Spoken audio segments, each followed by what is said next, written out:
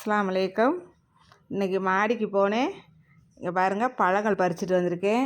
கையில் எதுவும் எடுத்துகிட்டு போகல, அதனால் மடியிலே பறிச்சுட்டு வந்துட்டேன். என்னென்ன பழங்கள் கொண்டு வந்திருக்கேன்னு காட்டுறேன் பாருங்கள்.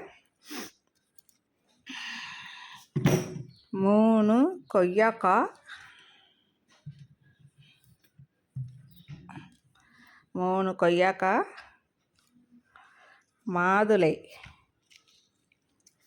பாருங்க, 3 நாட்டு மாதுளையை கண்டு இது கட் பண்ணால் எப்படி இருக்குன்னு தெரியலை, பார்ப்போம். இப்போ கட் பண்ணி காட்டுறேன் பாருங்கள். 3 மாதுளை, சம்மங்கிப்பூ பாருங்கள், சம்மங்கிப்பூ,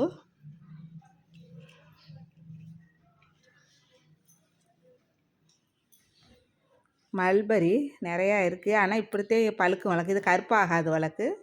மல்பரி ஒன்று இருந்துச்சு, பழமாக எடுத்துகிட்டு வந்தேன். ஆப்பிரிக்காய் ஆப்பிள் 5 பறித்து 1 சாப்பிட்டேங்க. பாருங்க, 5 பறித்து அதில் 1 சாப்பிட்டேன், 4 எடுத்துகிட்டு வந்தேன். செரி 2 இருந்துச்சு, அதையும் எடுத்துகிட்டு வந்தேன். ஒருத்தன் சம்மங்கி விதை கேட்டிருந்தாங்க. சம்மங்கி விதை இல்லைங்க, அது கிழங்கு தான். இப்போ தான் நானே வச்சு வந்துக்கிட்டு இருக்குது. அதை எடுத்து நாம் இது பண்ணேன்னா கிழங்கு அனுப்பிச்சி விட்றேங்க. பாருங்கள்,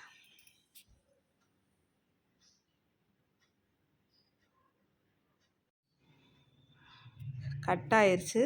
சம்மங்கி பூ ஒரு கை வச்சுருக்கேன். எங்கே நெட்டாக ஒரு காய் பறிச்சுட்டு வந்தேன், மல்பரியாக. பாருங்க, நிறையா காய் இருக்குது. இது 1 இருந்துச்சு.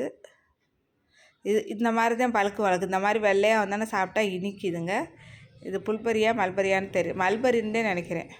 புல்பரி வேறு செடி. இங்கே பாருங்க, இது 1 இருந்துச்சு. சரி 2 இருந்துச்சு. பாருங்க, நம்ம மாடி தோட்டத்தில் பாருங்க, மல்பரி 1, இது இது